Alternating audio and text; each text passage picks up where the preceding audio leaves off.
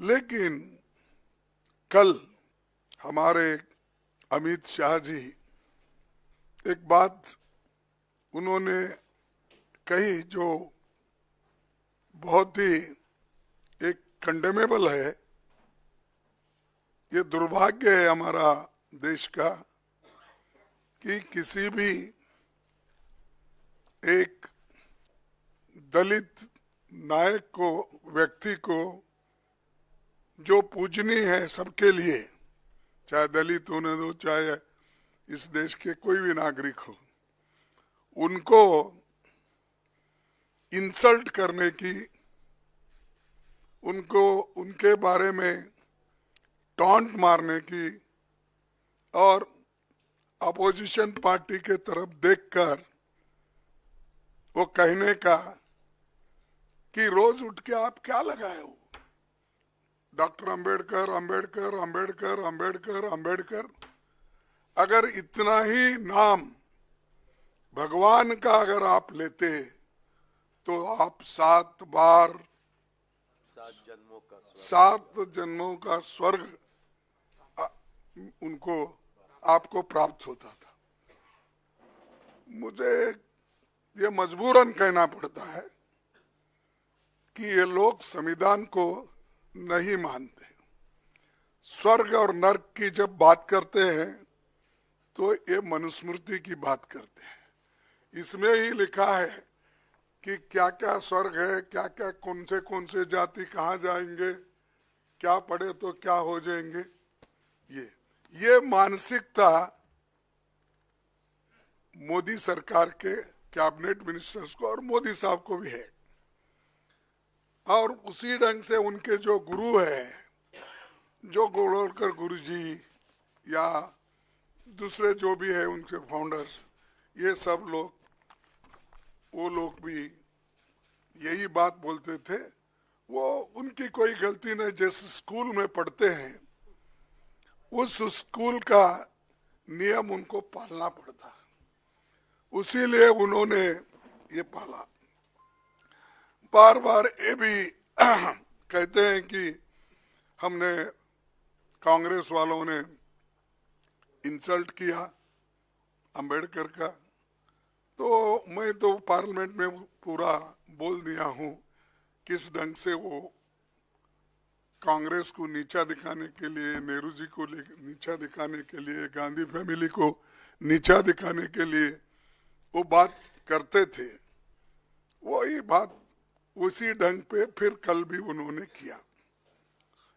लेकिन मुझे ताज्जुब हुआ, जो व्यक्ति ऐसी बातें बोल रहा है और सारे देश में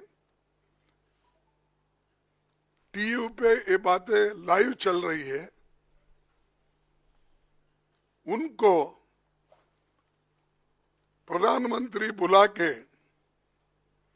टोकने के बजाय, अरे भाई ये ठीक नहीं है, बाबा साहब के बारे में तो हम खूब तारीफ करें, बहुत सी बातें बोले, लेकिन आपने क्यों ऐसा बोला?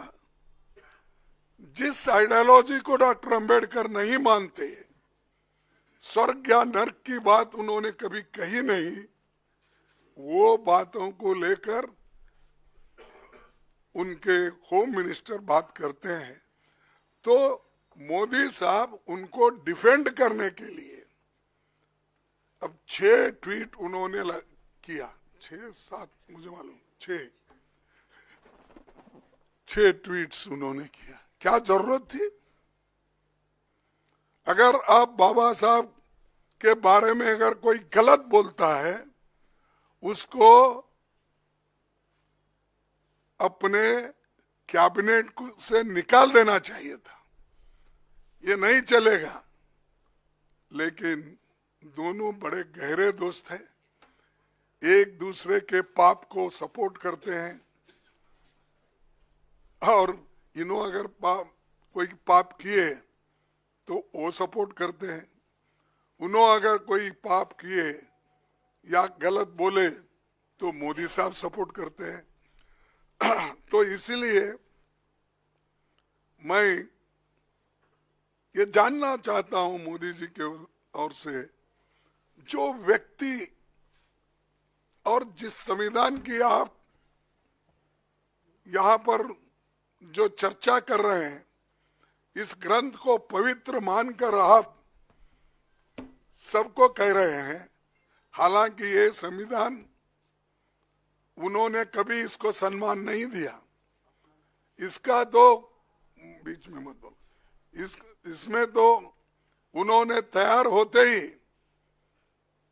रामलीला मैदान में जलाया और उसका हम जो देश के लिए झंडा बनाए थे, तिरंगा झंडा, उसको भी उन्होंने नकारा और वो ये चाहते थे ये संविधान अपना नहीं है, ये संविधान सिर्फ जो मनु के लॉ है वो संविधान लाइन उस लाइन पे नहीं है, इसीलिए हम इसको मानते नहीं। इसीलिए नेहरू जी का फोटो जलाए, गांधी जी का जलाए, अंबेडकर जी का जलाए, सबकी फोटो जलाए और तिरंगा झंडा को भी उन्होंने तिरस्कार किया। वही माइंड में है उनका। उसी लिए तो डॉक्टर बाबा साहब अंबेडकर के लिए उन्होंने ये बात की। अगर एक आदमी उनके लिए अगर उसके दिल में श्रद्धा होती, अगर उनके लिए स्वाभिमान अभिमान होता, तो ये बात कभी वो व्यक्ति बोलता नहीं था।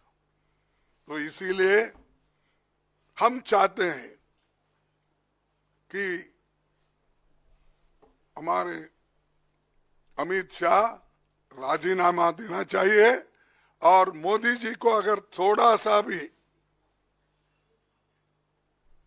बाबा साहब अंबेडकर के बारे में श्रद्धा है तो रात के 12 बजे के अंदर वो निकाल देना चाहिए, उनको ड्रॉप कर देना चाहिए, बर्खास्त कर देना चाहिए। तो हमारी डिमांड ये है कि जो व्यक्ति संविधान का शपथ लेके